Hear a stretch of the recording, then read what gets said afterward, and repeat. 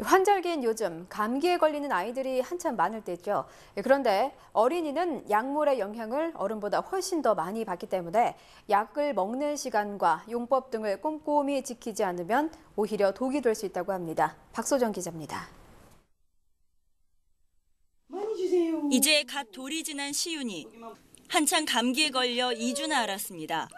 시윤이가 엄마와 가장 씨름을 벌이는 때는 하루 3번 감기약을 먹을 때입니다.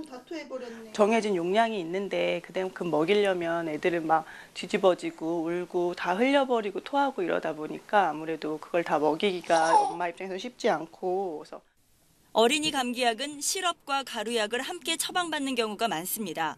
그런데 아이를 어린이집이나 유치원에 보낼 때 약을 미리 섞어 용기에 담아 보내는 건 좋지 않습니다.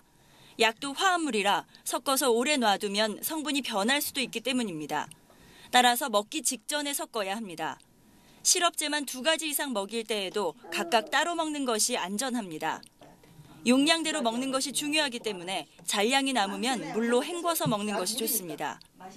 항생제는 처방받은 용법과 용량을 지켜서 먹고 증상이 나아졌다고 해서 임의로 판단해 양을 줄이거나 하면 안 됩니다. 남은 약을 뒀다가 비슷한 증상이 있을 때 다시 먹는 것도 금물입니다. 항생제 같은 경우는 이제 시간이 지나면 바로 버리시는 게 좋고요.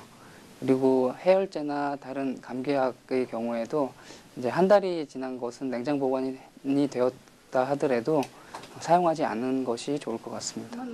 감기약을 먹인 시간과 용량을 기록해두면 지나치게 먹는 위험을 피할 수 있습니다.